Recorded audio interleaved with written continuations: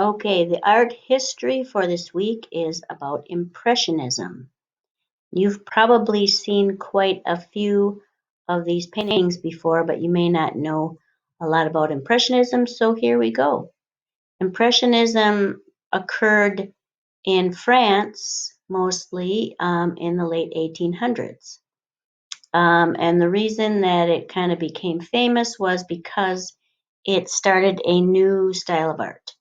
It broke from the tradition of European painting the way they used to do it. And if you remember back to the Renaissance times, they had chiaroscuro, dark and shadow and light and mythological paintings having a lot to do with religion and things like that. And they were very realistic. Think about Michelangelo and Leonardo's paintings and drawings. Leonardo was a keen observer. He painted realistically. So this had an emphasis on light and color. Okay, and this painting on the right is a typical salon painting. There was something called the Salon de Paris, and it was the official art exhibition in France.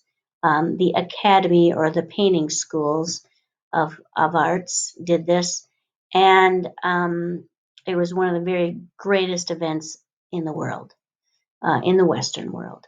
And the artists all wanted to be in the salon.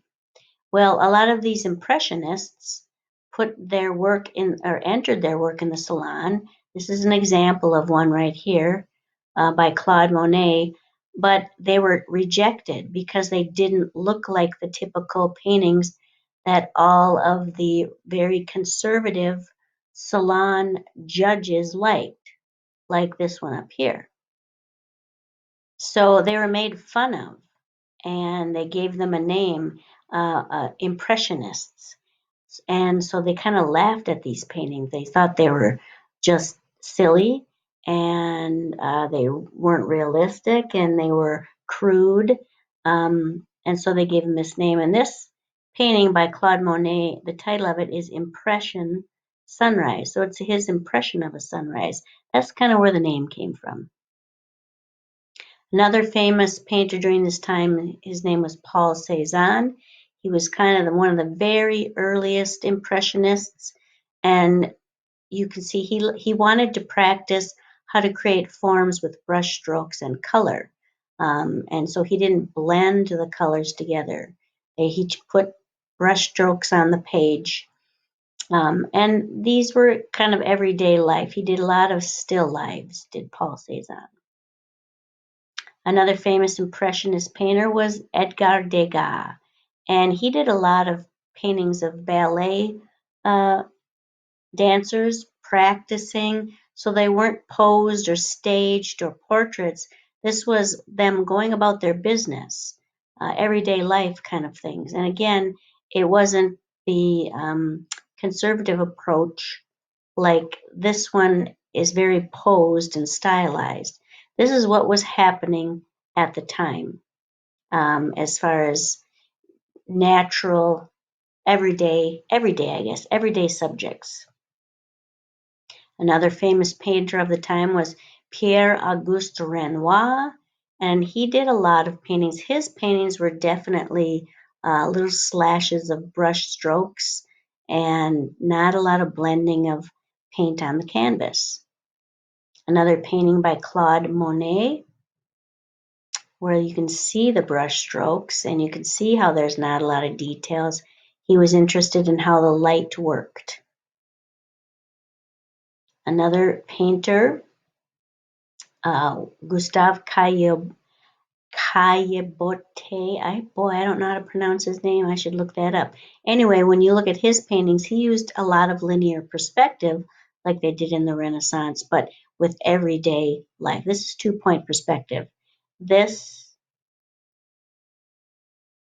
building has two, one over here and the other over here, vanishing points. So that's why it's 2-point perspective. Another painting was Georges Seurat, and he developed a style called pointillism, which, let's see if I can make that work. I can't.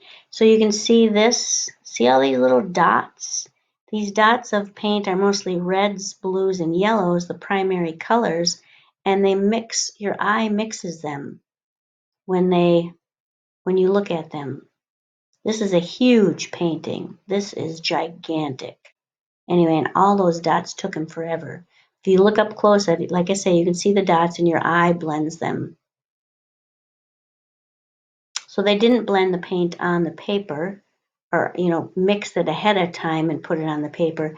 They put colors next to each other and let them create new colors with your eyes.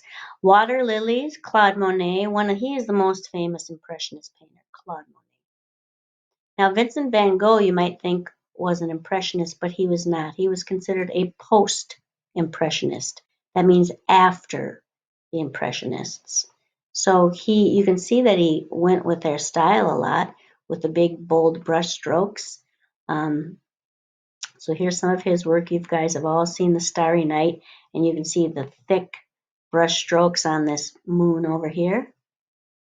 Another of his famous paintings are sunflowers.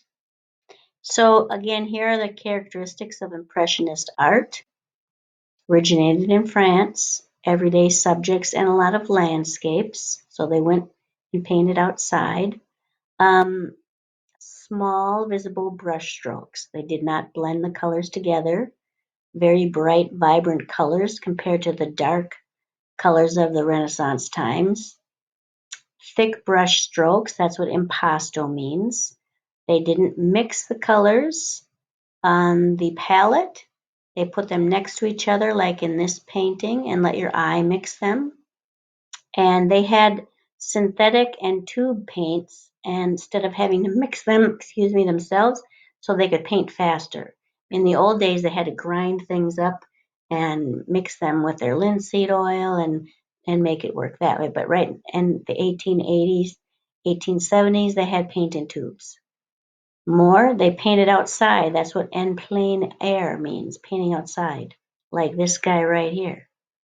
The effects of sunlight, they worked quickly.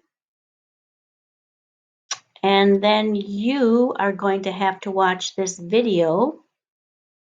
So you'll have to go to the PowerPoint and click on it.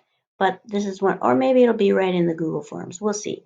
But the Impressionism video, you'll have to watch that. And here's some other extra ones if you like. But that's all about Impressionism. And you can go to the Google form and fill out everything you need to there.